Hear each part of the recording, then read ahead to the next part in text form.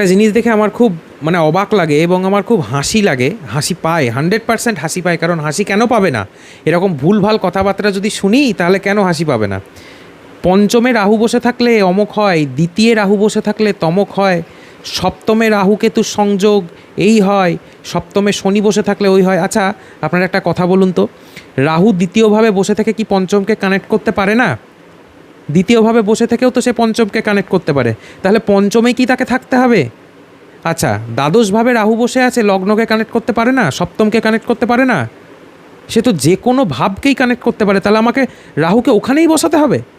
পঞ্চমে রাহু বসলে যে ফলটা পাই, দ্বাদশস্থ রাহু থাকলে কি ফল বদলে যাবে? পঞ্চম ভাবকে কানেক্ট করার অনেকগুলো রুলিংস রয়েছে, 40টারও বেশি সূত্র রয়েছে, নাক্ষত্রিক কানেকশনস রয়েছে, গ্রহ নক্ষত্রের যে দৃষ্টি সেগুলো কাজ করে। গ্রহেরদের তো একটা দৃষ্টি হয়, সেগুলোর মাধ্যমেও তো ভাব কানেক্ট করে।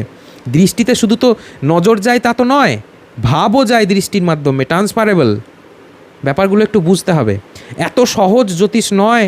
জ্যোতিষ যদি এতটা সহজ হতো তাহলে বাচ্চারা, ক্লাস 5-এ পড়া বাচ্চারাও বলে দিত পঞ্চমে রাহু থাকলে তোমার পেটে ব্যথা হবে, বা দ্বাদশস্থ রাহু হলে তুমি বিদেশে যাবে। তাহলে তো বাচ্চারাও বলে দিত।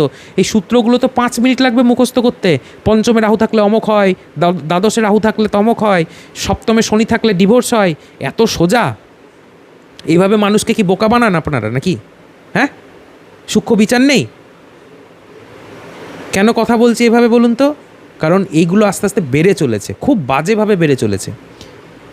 এমনভাবে মিষ্টি করে কথা বলে না এরা, যে মানুষ ভেবেছে যে ওরে বাবা অনেক কিছু জানে, অনেক কিছু জানে, এবং বিশ্বাস করে মানুষ দেখায়।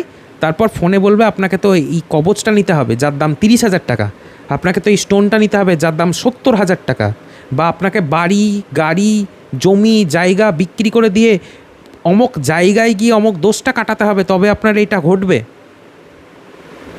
তাহলে ভাবুন, এইভাবে কি মানুষকে যাই হোক বাদ দেন। তো একটা কথা মাথায় রাখবেন, জ্যোতিষশাস্ত্র খুব সূক্ষ্মভাবে বিচার করার একটা জিনিস। পঞ্চমে রাহু বসে থাকলে বা ষষ্ঠে রাহু বসে থাকলে সবার ফল একই হয় না, ফল আলাদা হয়। কেন? তার কারণ আছে, সূক্ষ্ম বিচার প্রয়োজন।